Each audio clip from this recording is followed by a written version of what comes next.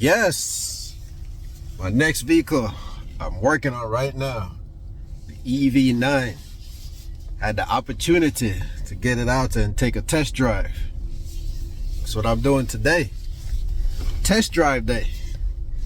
This is not one of the top models, but that's okay. I'm just driving it to get the feel for it. So, yes, and brown. There's the instrument panel, all the stuff to go along with it. And it looks cool. Looks cool, man. This will be a one-to-one exchange because right now I'm currently in the Telluride. So going up to the EV9 will be the next step. I feel like I'll be doing a one-to-one exchange. Yes, indeed. Only thing is, it's not built here, so you can't really take care of the tax credit, but I think I have a way around that that's gonna make it doable. I'm just, for the first time in my life, I think I'm gonna finally lease a vehicle. It'll lower on the payment, plus I'll be able to take advantage of that tax credit. And then later on, in about 2 years, I'll do a 2-year lease. That way it goes by quicker versus 3 or 4 year lease. And then by that time, probably upgrade. They'll probably have a newer model. So then I'll just jump into one that I'll finance or pay cash. You never know what might happen in the future. I might win the lottery. But anyway, I will upgrade and get my own model. And I'm pretty sure they're gonna probably add features to it by that time and maybe change the style. Who knows? But I know they're gonna constantly upgrading these things because that's what they do. But right now, I'm just gonna take this baby on the highway and see what it's like. Take it for my own personal test drive. They tell me I can just do whatever. So that's what I'm going. Because I definitely want to go electric. Tesla was on my radar for a long time, but ever since I got the Telluride and I got that size vehicle, it's like going back down to a smaller vehicle is not really my preference. And it's not like I have a big family and all. I just like the bigger vehicle. That's what it is. That's what I like about it. So yeah, I'm definitely in the EV9. It's awesome. Can't wait to really get it on the highway. So I'm gonna get my house ready for the charging infrastructure, all that good stuff. But this is probably gonna happen pretty soon. Not sure how soon, but it's gonna happen soon because I'm ready to do that transition. I've been ready to do that transition for a couple of years now, but you know, things never fall in place to make it happen. But now is the time. Now is the time. Now is the time. But it's beautiful. Nice interior. The 12-inch display. Like the design of the steering wheel, flat on the top and flat on the bottom. I was pointing in the wrong. But yes, indeed, it's happening. And this thing picks up. I just like the power of electric. You know, you get all that boost at one time. Just get it all at one time, man. You touch the pedal and the car is just ready to go. Or should I say, this SUV.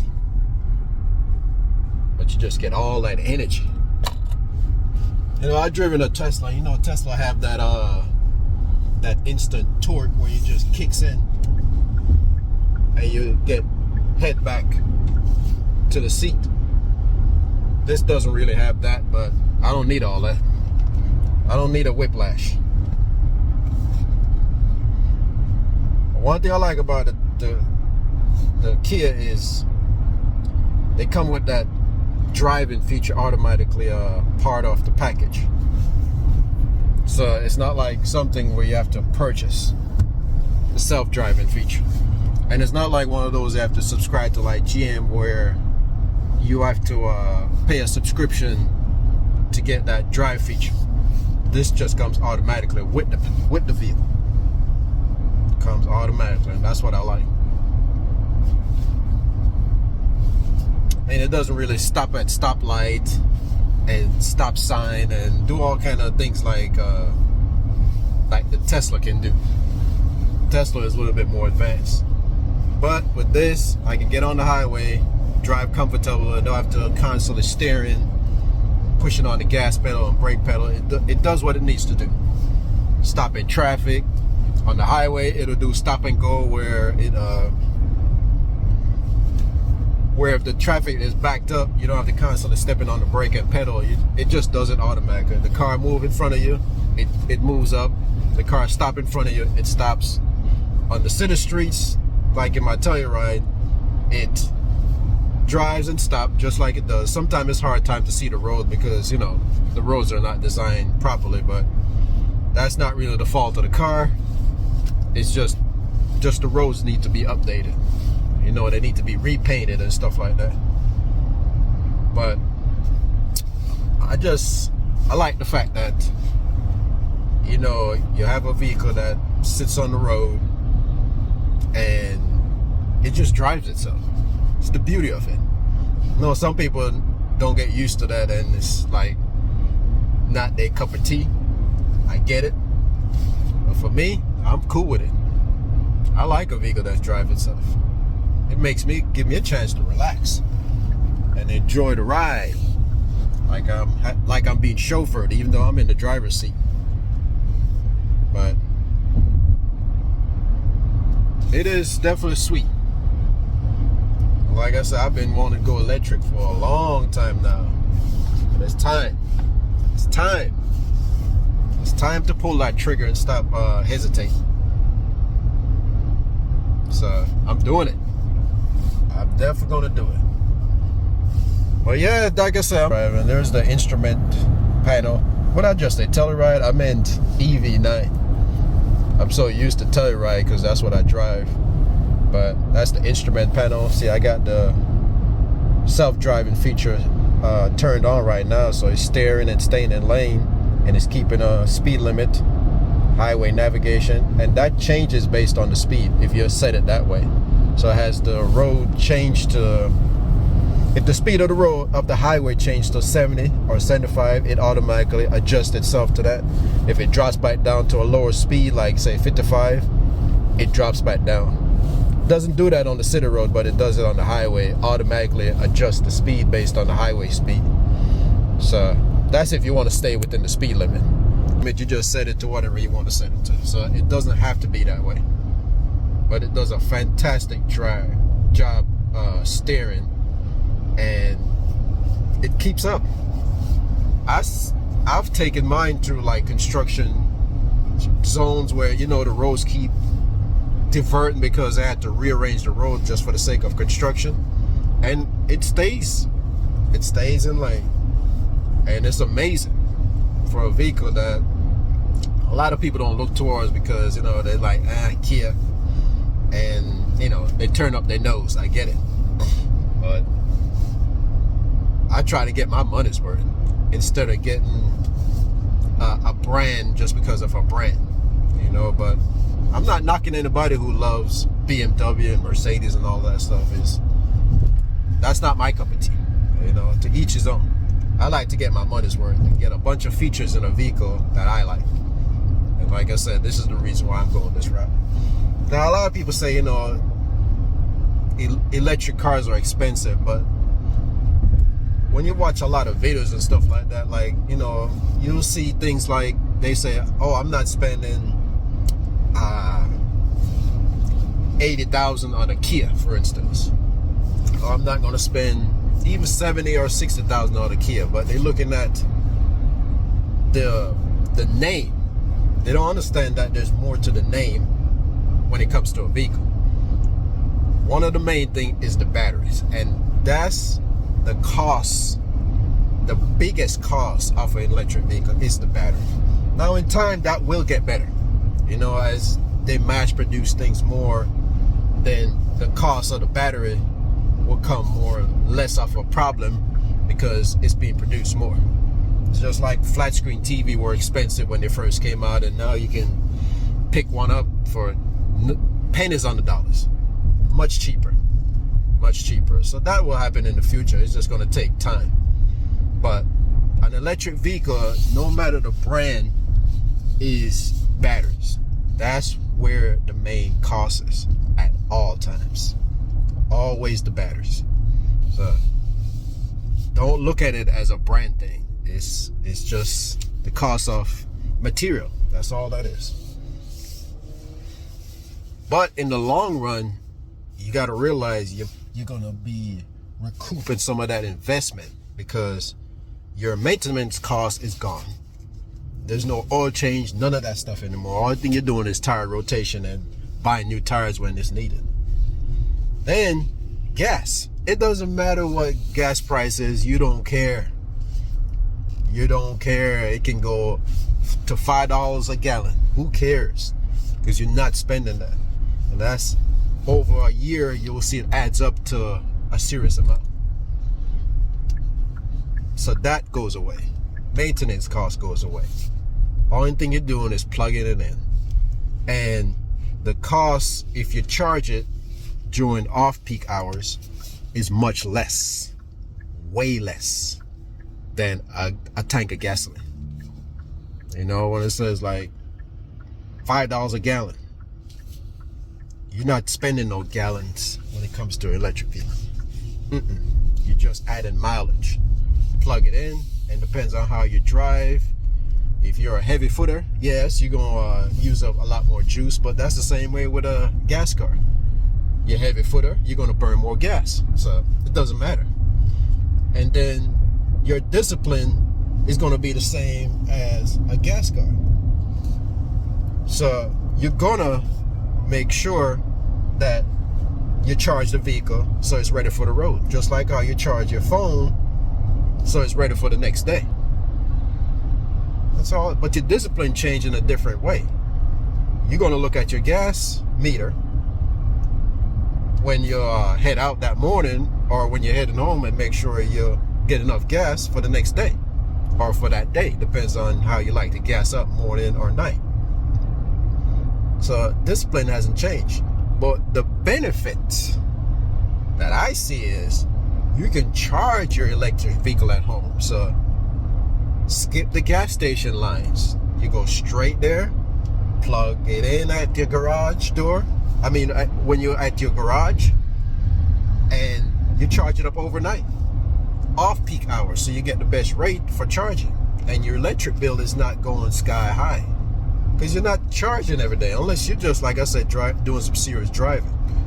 So depending on how your driving habits are, you're going to be charging maybe every 4 days or so. More or less, I should say. It's all depend on your driving habits. But all of that stuff is eliminated. That you going to the gas station, standing in line, trying to find the cheapest gas in town. All of those headaches go away. And you will always have, like I said, as long as the power is on. I understand sometimes you have power outage and all that, but that's not like a standard thing. It's not like the power is gone for days, unless there's a major storm. But if there's a major storm, then the power is just going to be off everywhere anyway. And for traveling's sake, you can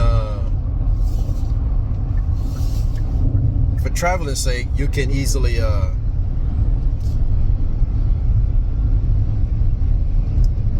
find somewhere to plug the vehicle in. Sorry for all of that little hesitation, but I was trying to push the pedal to the metal, if you know what I mean.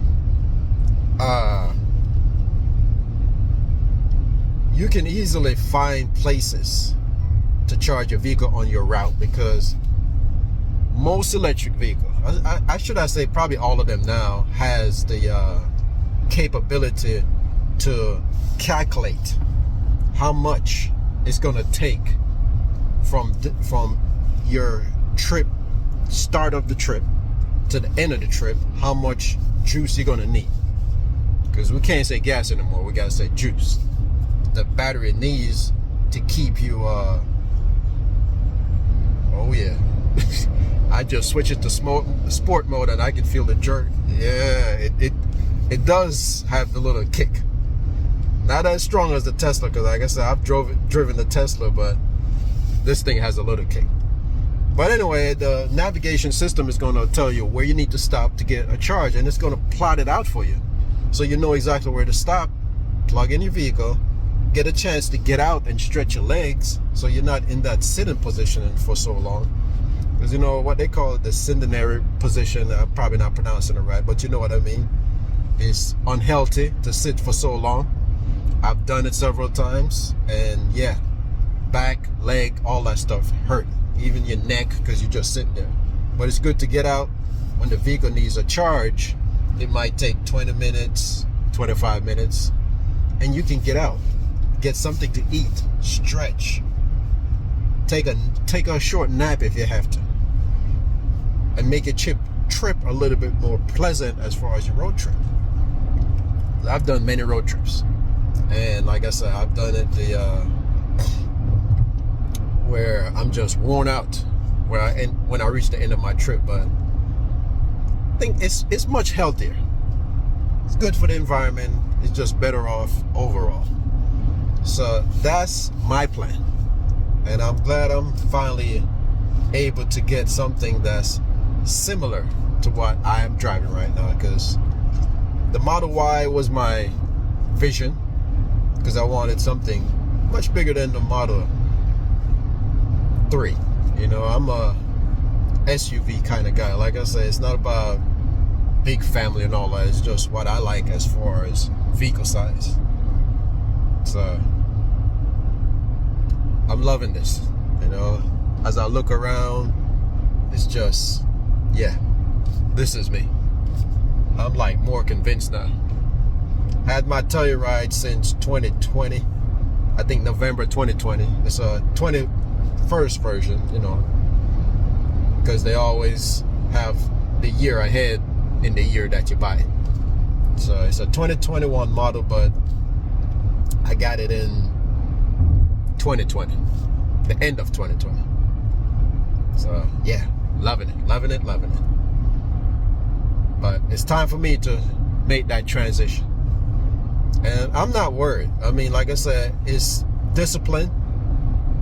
That's all that is. It's discipline.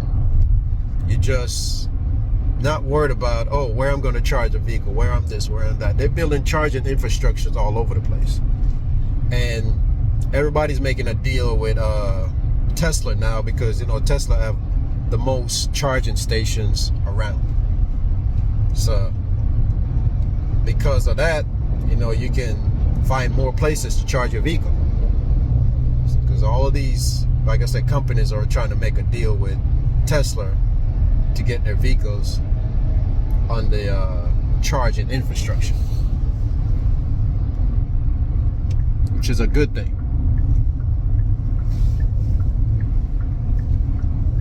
So the future for electric vehicle is going to get brighter. Some might not see it now, or they don't want to jump on board. I get it, but I'm taking that leap. I'm taking that leap of faith, because I'm ready to just move over, make life a little easier, and keep some money in my pocket. It's a larger investment in front. Like I said, that battery is what the main big cost of an electric vehicle.